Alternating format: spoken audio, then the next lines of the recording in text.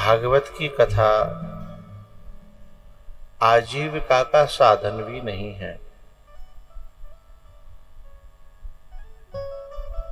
तो क्या है? भागवत की कथा को ऐसे समझें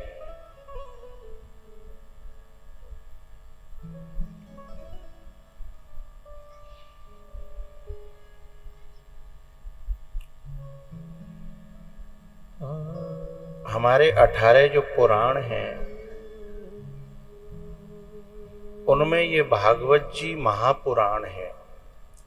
और पुराण का अर्थ होता है पुरा एव नवा, पुराना होते हुए भी जो नया है। अब ये दोनों बातें तालमेल नहीं खाती। या तो कोई चीज पुरानी होगी या फिर कोई चीज नई होगी।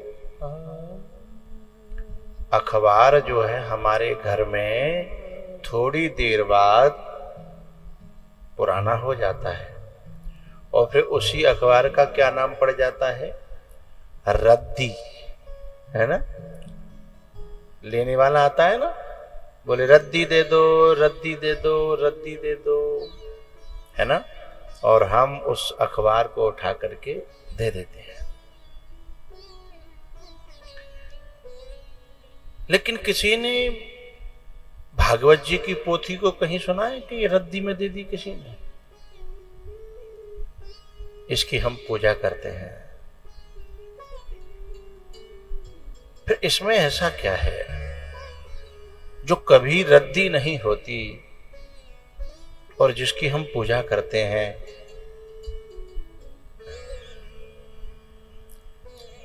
अखबार के अलावा जो हमारे स्कूल के कोर्स की जो किताबें रहती हैं, हम 1 साल पढ़ने के बाद वो 1 साल तक काम करती है, फिर उसको भी हमारे घर वाले रद्दी में बेच देते हैं।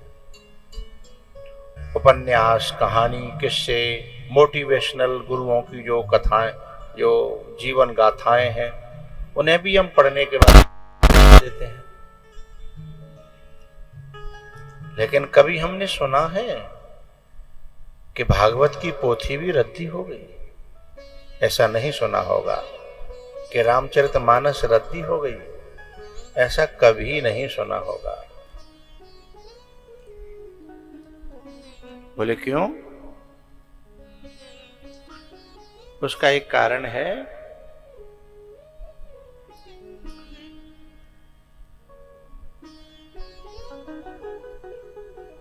जीना और जीवंत होना, इन दोनों में बड़ा अंतर है। जीना और जीवंत होना।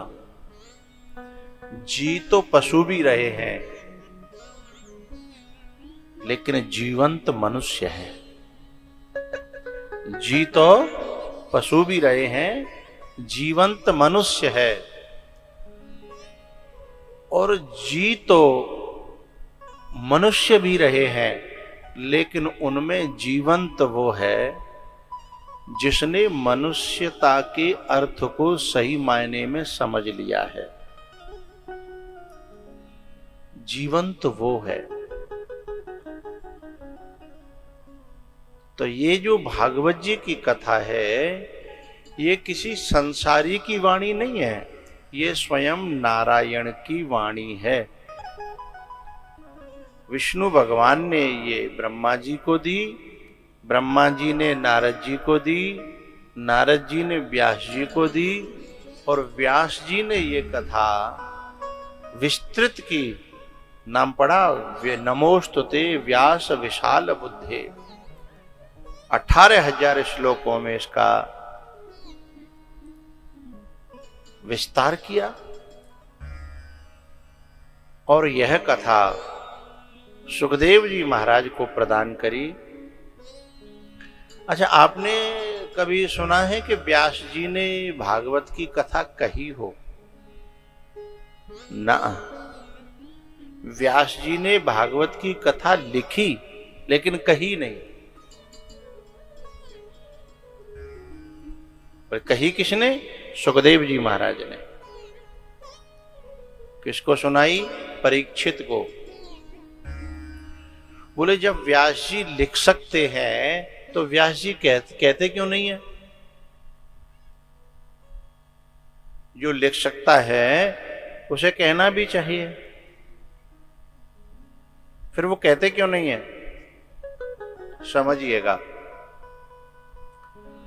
व्यास जी महाराज इसको लिखते हैं लेकिन कहते नहीं हैं।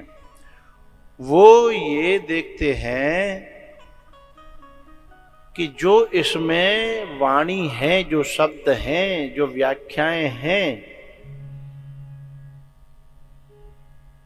किसकी वाणी से, किसके मुख से ये समाज पर असर करेंगी, उसी के मुख से कहलवाई जाए। इसलिए उन्होंने सुखदेव जी का चुनाव किया। अच्छा, किसकी वाणी में असर होता है? गुटखा खाने वाले की में, बीड़ी पीने वाले की में, झूठ बोलने वाले की में, अथवा बच्चे पालने वाले और संसार में षड्यंत्र रचने वाले की वाणी में शक्ति होती है? नहीं। तो बोले जो आध्यात्मिक मार्ग पे चल रहा है और इन सब चीजों को पीछे छोड़ रहा है, पहुंचाए कि नहीं पहुंचाए ये अलग बात है। जो आध्यात्मिक मार्ग पे चल पड़ा है और इन सब बातों को जो पीछे छोड़ रहा है, समझ रहे हो, उसकी वाणी में असर होता है। बात समझ में आएगी तो तालियों से उस बात का स्वागत करिएगा, जिससे मुझे पता लगे कि भीतर दवाई गई, और दवाई भीतर जाएगी तो फायदा करेगी, और दवाई भीतर चली जाएगी तो फिर दूसरी दवाई और डाली जाएगी, है ना।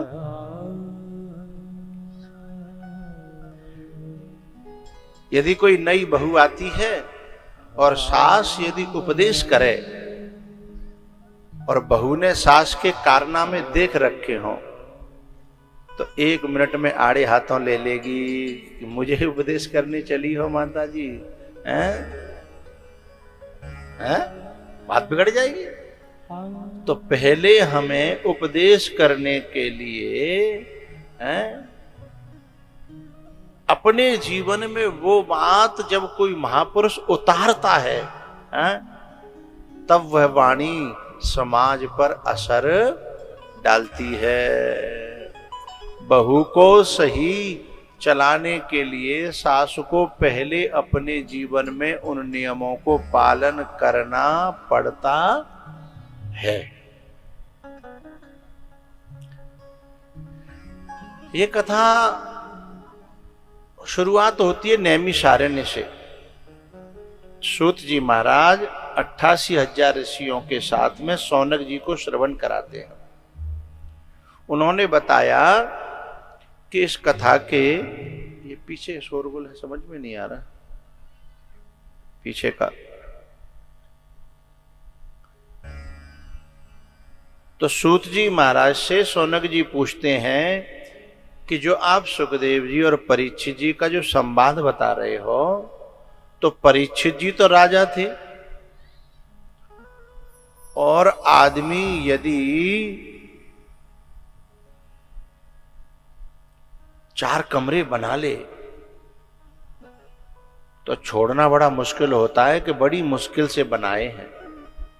4 कमरे बना करके भी छोड़ना बड़ा मुश्किल हो जाता है। और जो इतना बड़ा राजा था,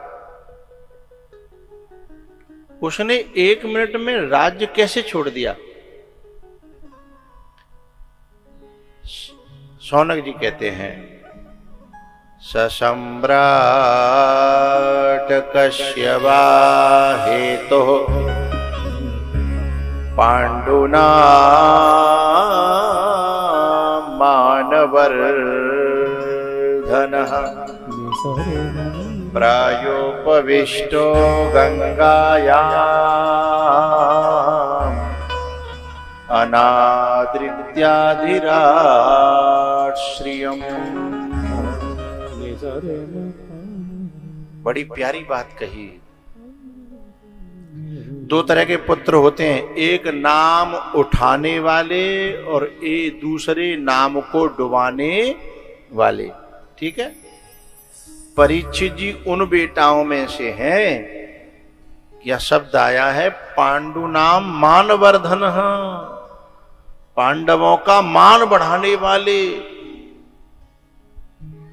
पांडवों का गौरव बढ़ाने वाले। ससम्राट कश्यवा हेतु हो, किस कारण से?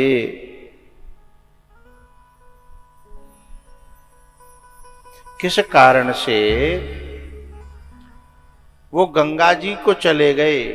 किसको छोड़ करके? अपने बहुत बड़े राजपाट को छोड़ करके।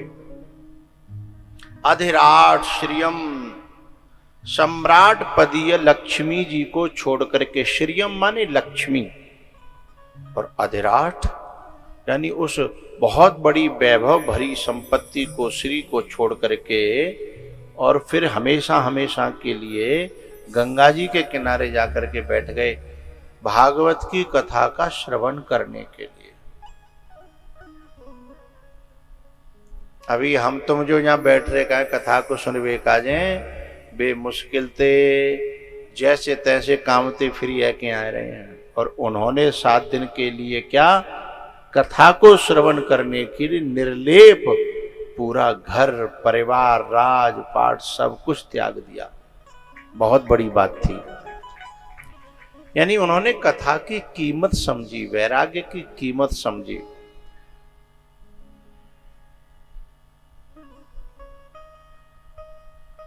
लेकिन उन्होंने ऐसा क्यों किया? कारण क्या था? कोई वजह बनी थी? बोले हां, उसकी पूरी कथा ऐसे है हे शौनक जी।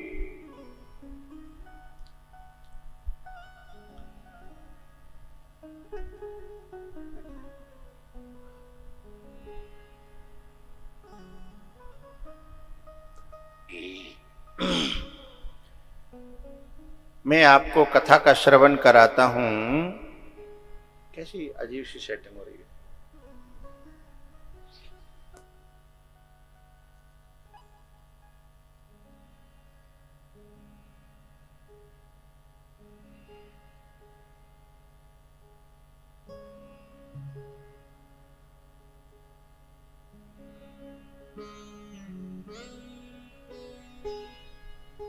हरि बोल, हरि बोल। बोले हे शौनक जी, मैं आपको परीक्षित जी के जन्म से ही आपको मैं कथा का श्रवण कराता हूं। दुर्योधन जब अधमरा पड़ा था, अधमरे का मतलब होता है न मरा हुआ और न जिंदा। अधमरा पड़ा हुआ था।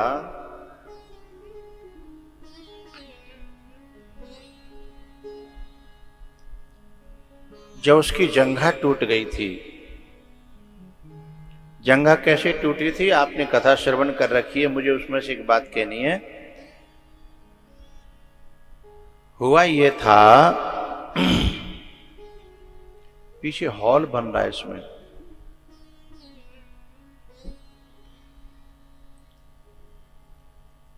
हुआ ये था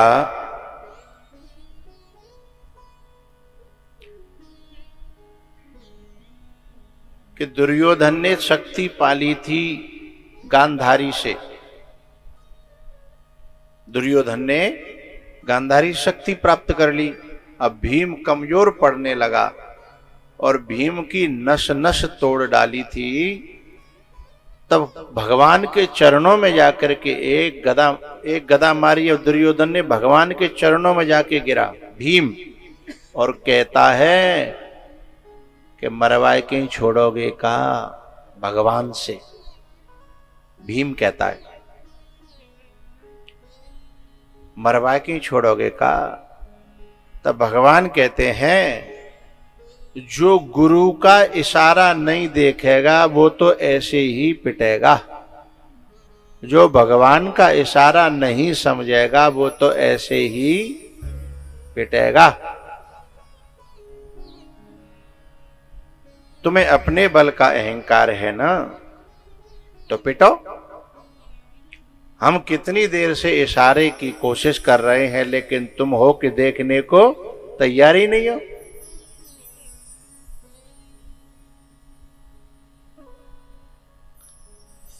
भीम समझ गया।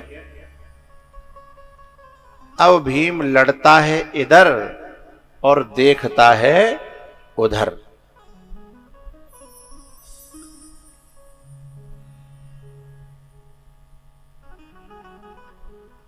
भगवान ने इशारा किया जंघा को ठोकते हुए कि भीम यहां मारना है, यहां मारना है, यहां। और जैसे ही गुरु का इशारा देखा, गुरु का इशारा पाया और जंघा पर वार कर दिया। उतने में भीम धराशायी हो गया। हाँ, दुर्योधन धराशायी हो गया। ये दुर्योधन क्या है? बुरी वृत्तियां, चाहे वो अंदर की हो चाहे बाहर की हो, चाहे अंदर की हो बुरी वृत्तियां चाहे बाहर की हो, गुरु के इशारे से ही धराशायी होती हैं। गुरु का इशारा पाकर के धराशायी किया और पांडव वहां से चले गए। अश्वत्थामा मित्र था दुर्योधन का। उसने कहा तुम्हारी आखिरी इच्छा बताओ, मैं पूरा करने की कोशिश करूंगा।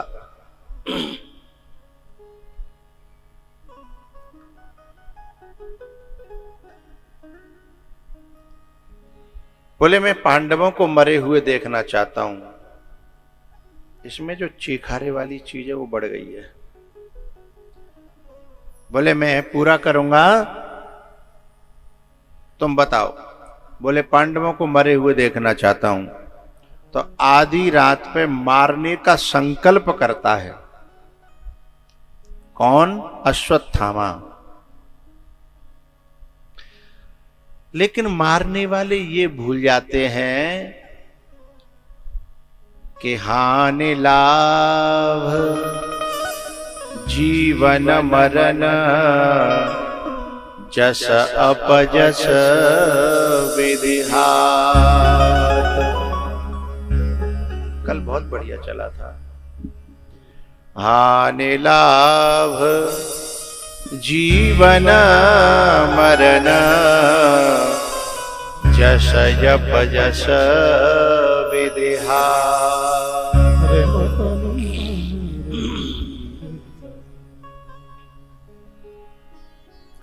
ये जो कैमरा है मुख्य परीक्षित के मुंह पे लगा हुआ है। हाँ?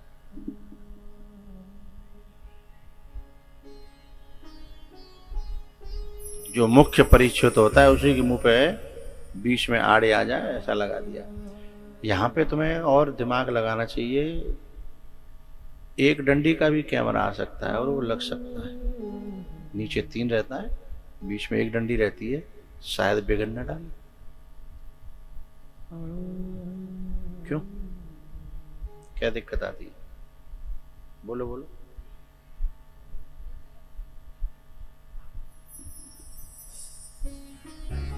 रुकती नहीं है। अच्छा, तो कुछ और करना चाहिए।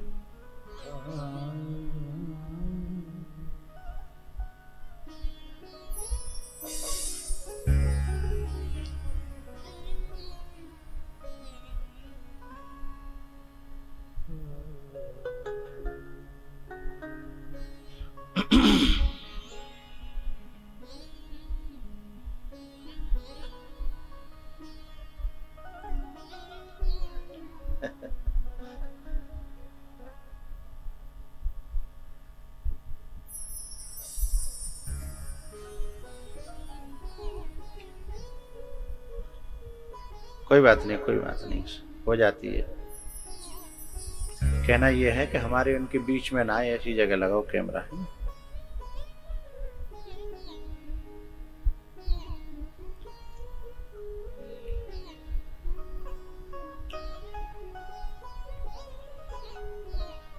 हमने कहा था तुम्हें ही काम आओगे।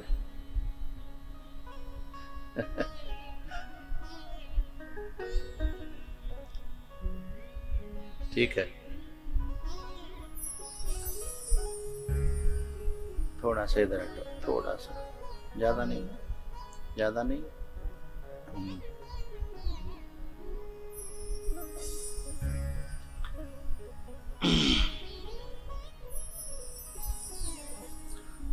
भैया बात चल रही है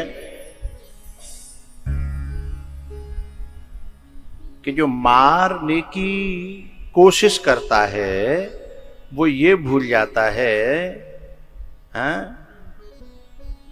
कि बचाने वाला तुमसे बड़ा है। बचाने वाला तुमसे बड़ा है, हमसे बड़ा है। तो हानि लाभ जीवन मरण जस अपजस विधिहात। कितनी हो गई? 6। हानि और लाभ, जीवन और मरण, और जस अपजस। ये 6 चीजें ऐसी हैं, ये मनुष्य के हाथ में नहीं रखी भगवान ने, विधि हाथ ब्रह्मा जी के हाथ में दे दी।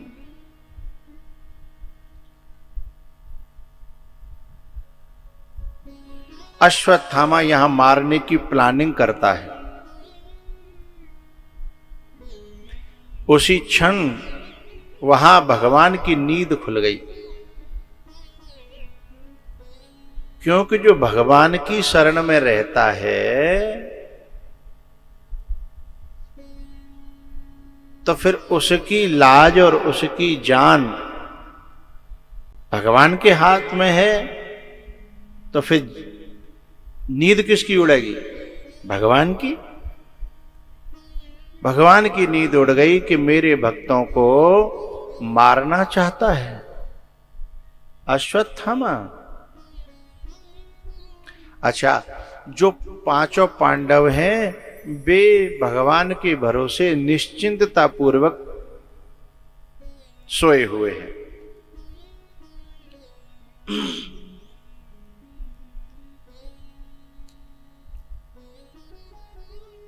आधी रात पे भगवान आए, 5 पांडवों को उठाया और उठा करके बोले कि चलो मेरे साथ।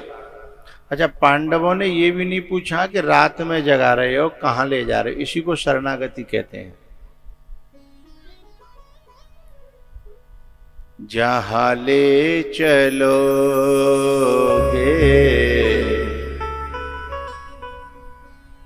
जहां ले चलोगे वहीं मैं चलूंगा। जहां नाथ रख लोगे वहीं मैं रहूंगा। जहां ले चलोगे वहीं मैं चलूंगा।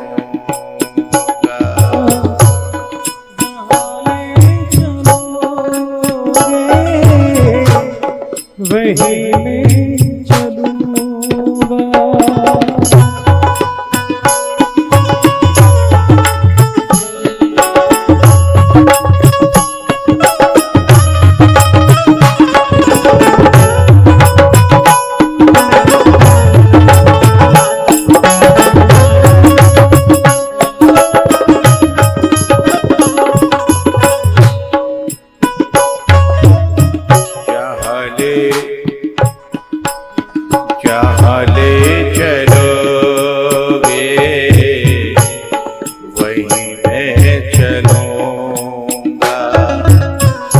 जहां नाथ रख लोगे, जहाँ नाथ रख लोगे वहीं मैं रहूँगा।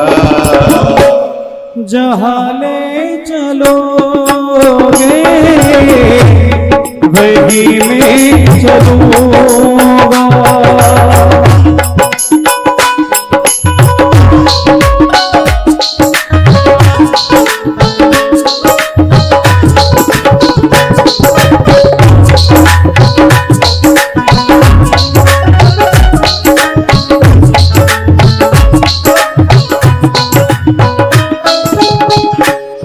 जीवन समर्पित चरण में तुम्हारे, तुम्ही मेरे सर्वस्व, तुम्ही प्राण प्यारे।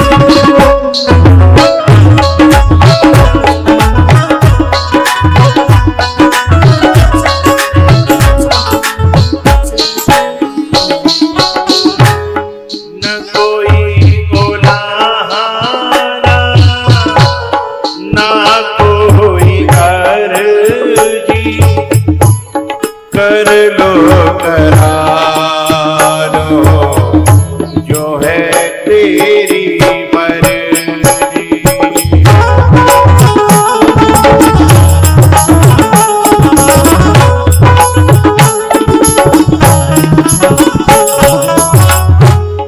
कहना भी होगा तो, कहना भी होगा तो तुम्ही से कहूँगा। जहाँ ले चलोगे वहीं मैं चलूँगा। जहाँ ले चलोगे वहीं मैं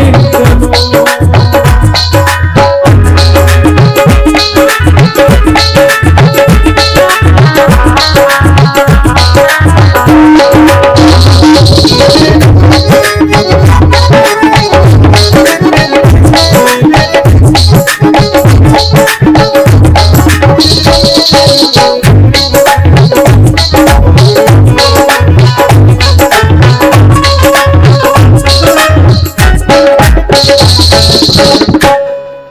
जहाँ ले चलोगे वहीं मैं चलूँगा। जहाँ ले चलोगे वहीं मैं चलूँगा। जहाँ नाथ रख लोगे वहीं मैं रहूँगा। जहाँ ले चलोगे वहीं मैं चलूँगा।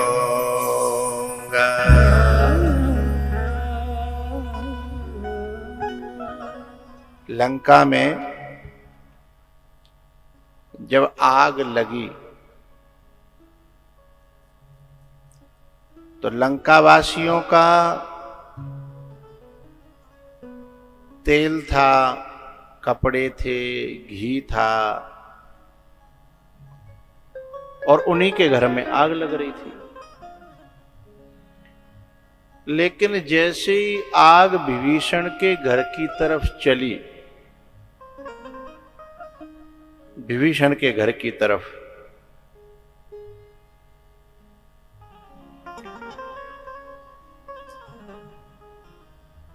तो शंकर भगवान पार्वती से कहते हैं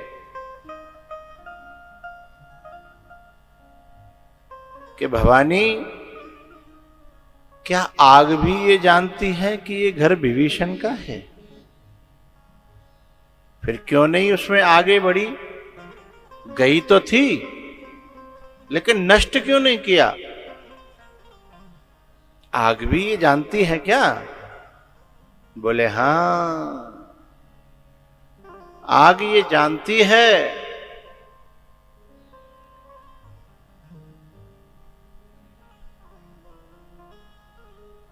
कि जिसने मुझे बनाया है, जिसमें दाहकता जिसने मुझे दी है, ये उसी का दूत है।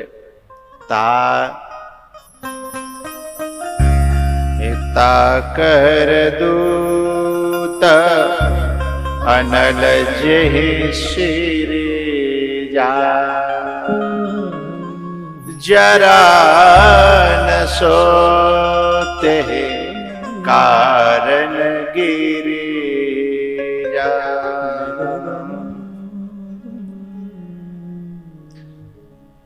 जब आग लपकी थी ना, उसी समय उसे पता चल गया कि मेरा फिर ठिकाना नहीं है। और यहां पर भी पांचों पांडव को मारने के लिए अश्वत्थामा आया, तो रात में ही अश्वत्थामा से बचाने के लिए पांचों पांडव वहां से हटा दिए। क्योंकि जो भगवान के भरोसे रहते हैं उन्हें भगवान बचा लेता है। यूं तो थोड़ी जब ठोकर लगती है तो चोट तो थोड़ी सी लगती है, लेकिन बचाने वाला थोड़ी सी चोट दे करके पूरे को बचा लेता है, हैं? पूरे को बचा लेता है। भीम के युद्ध में और दुर्योधन के युद्ध में भीम को बचाया, और यहां जब ये सबको मारने चला था रात्रि में, तब सबको बचाया। एक दिन पितामह भीष्म ने 5 बाण रख लिए थे मारने के लिए पांडवों को, दुर्योधन के उकसाने पर। तो रात में भगवान द्रौपदी के पास में आए।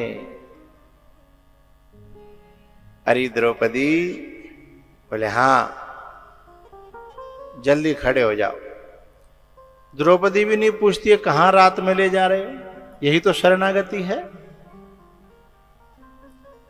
ले गए पितामह भीष्म के शिविर में। अच्छा, द्रौपदी की चप्पल आवाज कर रही थी, चट चट की आवाज कर रही थी। बोले इनको यहीं उतार दे, लेकिन वहां छोड़ नहीं सकते थे, कोई आएगा तो पहचान लेगा। तो द्रौपदी की चप्पलें अपने पीतांबर में लपेट करके कांख में लगा ली तीनों लोकों के मालिक ने। तीनों लोकों के मालिक ने अपने भक्त की चप्पल, भाई भगवान की खड़ाऊं यदि भक्त अपने सिर पे रखे तो अलग बात है, लेकिन भक्त की खड़ाऊं, भक्त की चप्पलें और भगवान अपने पीतांबर में लपेटे तो अलग बात है। और जाकर के पितामह भीष्म की कुटिया में और द्रौपदी से कहा जाकर के प्रणाम करो। अब द्रौपदी को कुछ पता ही नहीं है काहे को प्रणाम कराई जा रही है, क्या मामला है। बोले गई, जब प्रणाम किया तो उन्होंने कहा सौभाग्यवती भव, और पितामह भीष्म का वचन मिथ्या नहीं होता है। आशीर्वाद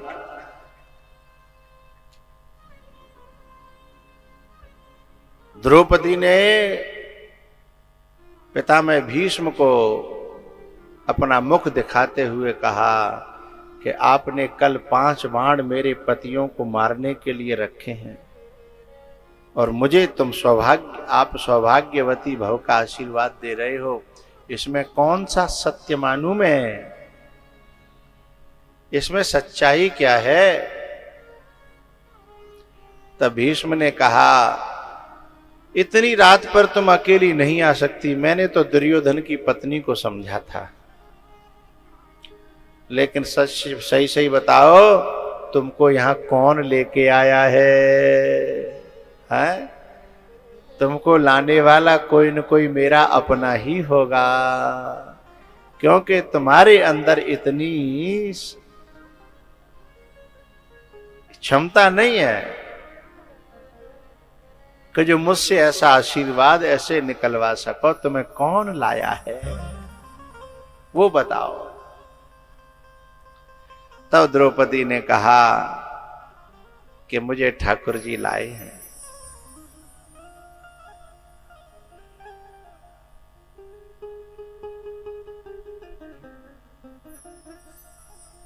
भैया, इसलिए भगवान जब बचाने पे आते हैं ना, तब मारने वाले हार जाते हैं, उनके षड्यंत्र भी फेल हो जाते हैं, उनकी युक्तियां भी फेल हो जाती हैं और बचाने वाला बचा जाता है। या युक्ति फेल हुई, लेकिन जो अश्वत्थामा था ना, जब उसने उन 5 उनके पुत्रों को मारा पांडवों के धोखे में, और द्रौपदी जो है देखती है सुबह चीखने लगी, चिल्लाने लगी है, तो अश्वत्थामा को मारने का प्रण लिया। अर्जुन ने पकड़ के ले आए। आखिरकार ज्यादा चर्चा न करके मैं इतना बताऊं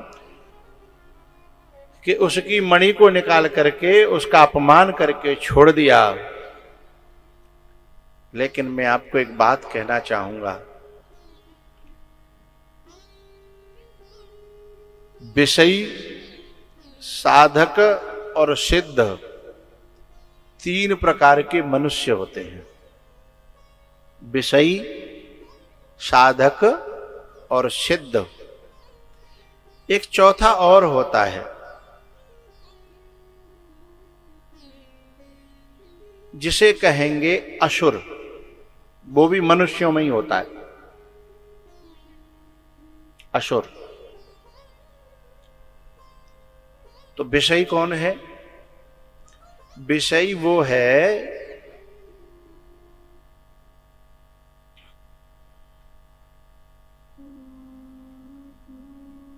जो अनुकूल को अनुकूल माने। हम कोई बाके संग भलो काम करें तो भाई भलो मान ले बस। लेकिन साधक कौन है? साधक वो है जिसके साथ समाज या भगवान भलो करे बहुए भलो माने और बुरो करे तउए भलो ही माने। हैं कि तैने जो कुछ हमारे संग करो बढ़िया है, हम इसमें भी तेरे आभारी हैं, क्योंकि कुछ भी भगवान कभी बुरा करता ही नहीं है, इसमें भी कुछ न कुछ भला छुपा होगा। ठीक है, ये साधक है। और सिद्ध कौन है?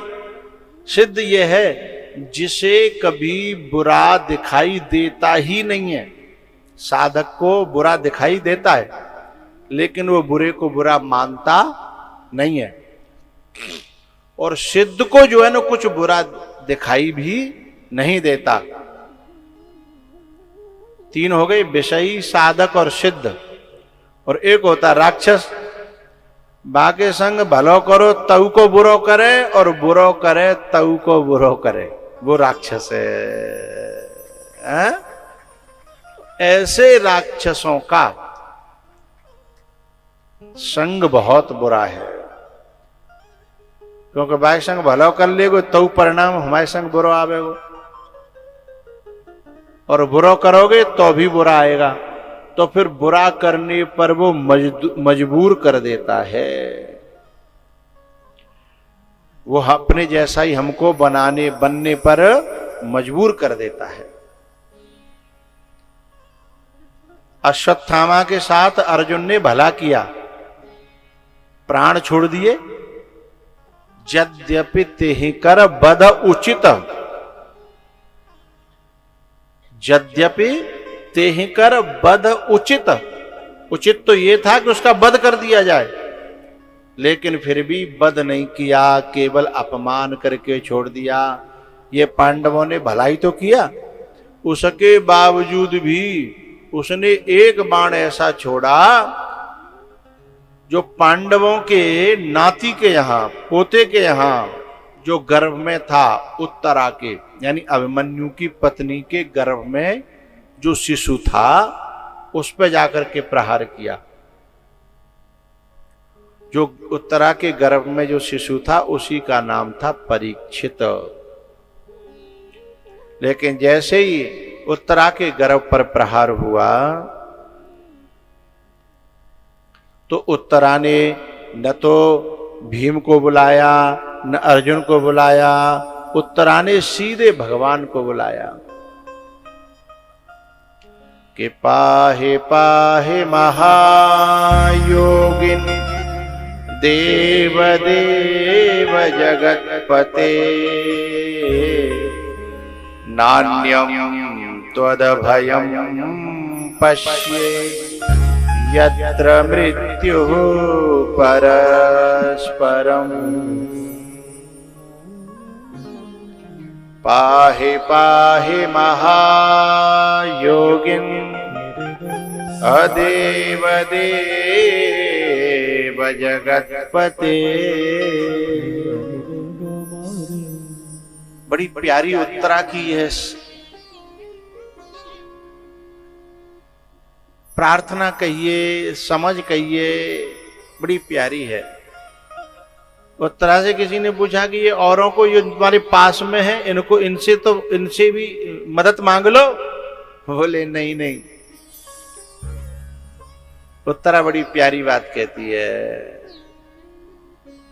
कि मेरी सासू माँ द्रौपदी जी ने भी पहले दुनिया वालों से मदद मांग के देखी थी, जब कोई काम नहीं आया तो अंतिम में ठाकुर जी से ही मदद मांगी। तो फिर मैं क्यों फिर दुनिया वालों से मांगूं? तो उत्तरा भी जो है सीधे ठाकुर जी से मदद मांगती है। कान्हा तेरे भरोसे मेरा परिवार है, तू ही मेरी नाव का माझी। हाँ, तू ही मेरी नाव का माझी, तू ही पतवार है। कान्हा तेरे भरोसे मेरा परिवार है।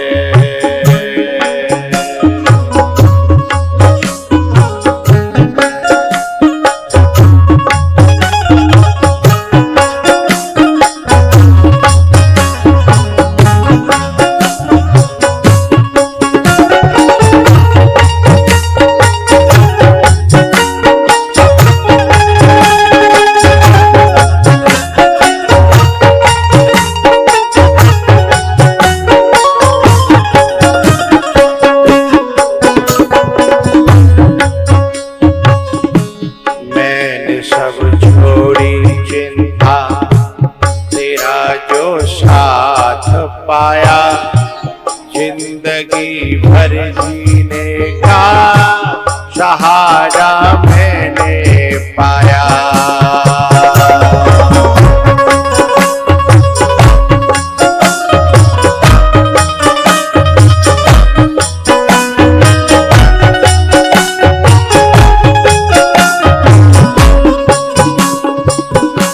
मैंने सब छोड़ी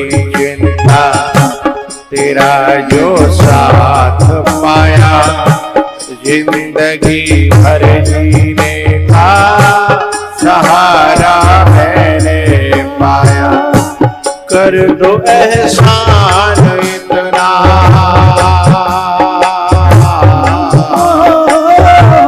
कर दो एहसान इतना, होगा उपकार है।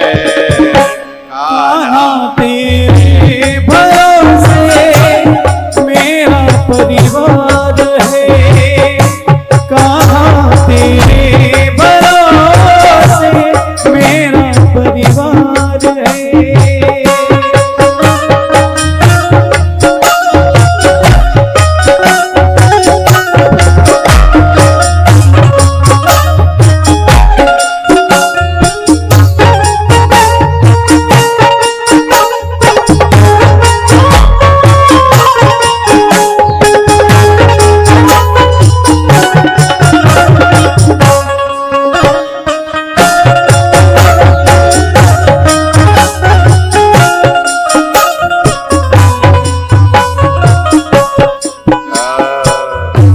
जमाना चाहता है कि तेरे हो न जाए, जमाना चाहता है कि तेरे हो न जाए, पास अपने बुला ले बड़े बड़े लोभ दिखाए।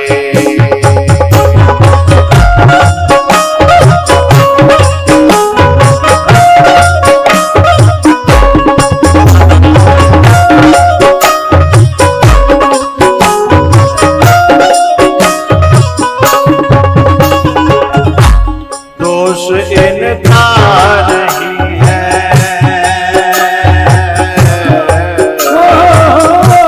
दोष इनका नहीं है, ऐसा संसार है। कान्हा तेरे भरोसे मेरा परिवार है।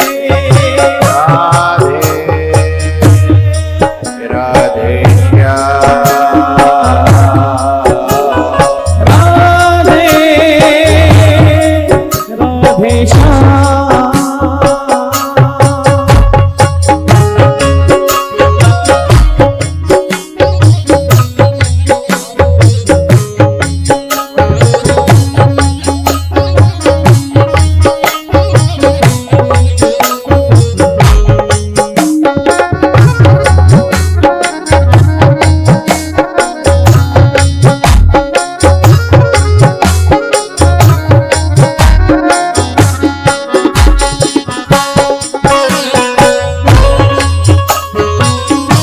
कान्हा तेरे भरोसे मेरा परिवार है, कन्हुआ तेरे भरोसे मेरा परिवार है।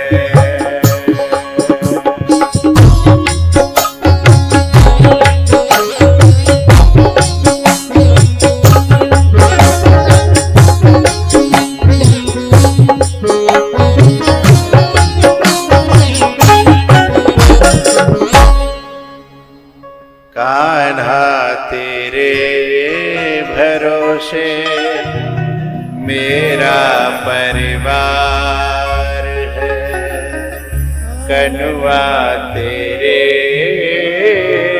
भरोसे मेरा परिवार है।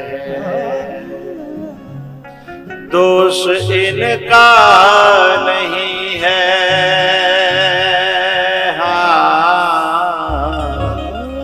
दोष इनका नहीं है, ऐसा संसार है। कान्हा तेरे भरोसे मेरा परिवार है।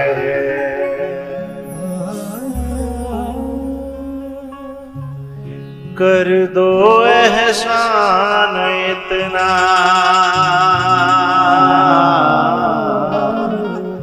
कर दो एहसान इतना, होगा उपकार है।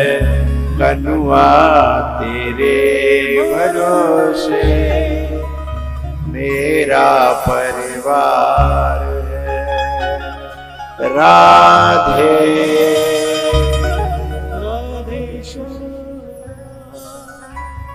राधे राधे श्याम राधे राधे श्याम राधे राधे प्रार्थना सुनकर के ठाकुर जी ने ब्रह्मास्त्र को असफल किया है, जबकि ब्रह्मास्त्र असफल होता नहीं है, लेकिन यहां ठाकुर जी ने ब्रह्मास्त्र को असफल किया है, निष्फल किया है और परीक्षित जी की रक्षा करी है। भैया परीक्षित जी की रक्षा करने के बाद कुंती बुआ के पास में भगवान आए हैं और बोले, बुआ अब सब विपक्षी मारे गए, अब तुम्हारे बेटे को राज्य मिल गया, अब तुम्हारी सारी समस्याएं समाप्त हो गई, अब मुझे आज्ञा दो मैं द्वारिका जाऊं। और जैसे ये बात भगवान ने कही, कुंती की आंखें भर आईं। कुंती की आंखों में अश्रु हैं। वो इस बात के हैं कि जब जब दुख पड़े तब तक आप मेरे साथ रहे। अब सुख ने अभी दस्तक दी है, किवाड़ खटखटाई है और आप जाने की अनुमति लेने लगे, तो मैं इसे सुख समझूं या मैं इसे दुख समझूं, क्या समझूं? हनुमान जी तो सुंदरकांड में जब माता जानकी के पास जाते हैं तो जानकी जी तो एक ही बात कहती हैं कि है हनुमंत विपति प्रभु सोई, जब तब सुमिरन भजन न होई, जब तब सुमिरन भजन न होई, कह हनुमंत विपति प्रभु सोई। अच्छा, कुछ लोग एक बात कहते हैं कि जो भगवान के मार्ग पर चलता है कष्ट उसी को क्यों आते हैं? भगवान की तरफ जो चलता है, भगवान के मार्ग पर चलता है, कष्ट उसी को क्यों आते हैं? बड़ा प्यारा प्रश्न है। एक बात बताओ, एक बालक जहां गिल्ली डंडा खेल रहा होए, ऊधम कर रहा होए, जिसने पढ़ाई में एडमिशन ही नहीं लिया, एक तो वो बच्चा है और एक बालक वो है जिसका एडमिशन हो गया है। अब आप ये बताइए, एग्जाम एडमिशन जिसने ले लिया है उसका एग्जाम होगा या जो ऊधम करता फिर रहा जिसने एडमिशन ही नहीं लिया उसका एग्जाम होगा? जिसने एडमिशन लिया है उसी का तो एग्जाम होगा ना। जिसने अब एडमिशन ही नहीं लिया उसका एग्जाम का आएगा। इसलिए भगवान के इस मार्ग में जिसने एंटर किया है, प्रवेश किया है, परीक्षा उसी की तो होगी जो इस मार्ग पे चलता ही नहीं है, जिसने अपनी एंट्री नहीं कराई, जिसने पहला पांव ही नहीं रखा, उसकी परीक्षा क्यों होगी भाई? लेकिन जब ये परीक्षा देने वाला परीक्षा देते देते कोई अधिकारी बन जाएगा और वो जो ऊधम करने वाला है और वो सब संसार में यूं ही बदमाशी करता करता जब जीवन को नरक बना लेगा, उसके बाद फर्क समझ में आएगा कि उस एग्जाम का फल ये था और उस स्वतंत्रता का फल ये था।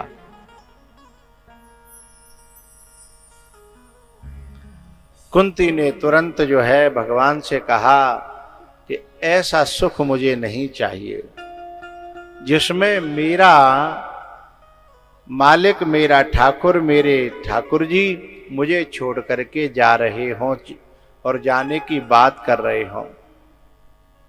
विपदः सन्तु नः शाश्वत तत्र तत्र जगत गुरो भवतो दर्शनम यत् स्यात् अपुनर्भव दर्शनम। बहुत प्यारी बात कुंती कहती हैं कि विपदा सन्तु न शाश्वत तत्र तत्र जगत गुरो। आप जो है परमात्मा तो हो ही, आप जो है गुरु के रूप में भी हो संसार के। कृष्णम वंदे जगत गुरुम, आप गुरु भी हो।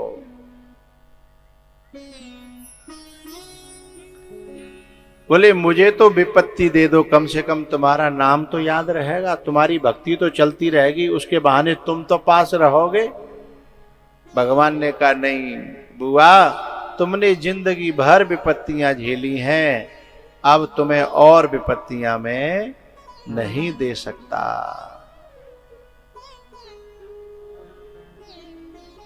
तो भगवान कहते हैं कि मैं सुख में भी तुम्हारे साथ रहूं। अभी तक तो दुख में रहा हूं, लेकिन सुख में भी तुम्हारे साथ रहूं तो बोले तो फिर आपका प्रसाद है, फिर न मुझे दुख से कोई परेशानी है और न सुख से कोई परेशानी है, क्योंकि सुख में भी तुम हो और दुख में भी तुम हो।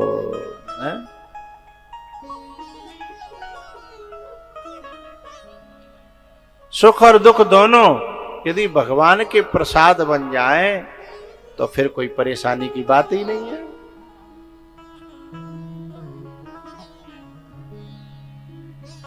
भैया कुंती को ऐसा वरदान दे करके भगवान पितामह भीष्म के पास गए हैं। पांचों पांडव गए हैं, द्रौपदी गई हैं, और पता है जब पांडव प्रणाम करते हैं, क्योंकि पितामह भीष्म तो इंतजार ही केवल इसी बात का कर रहे थे कि एक बार ठाकुर जी के जाने से पहले दर्शन कर जाऊं, उसके बाद फिर भले ही शरीर छूट जाए।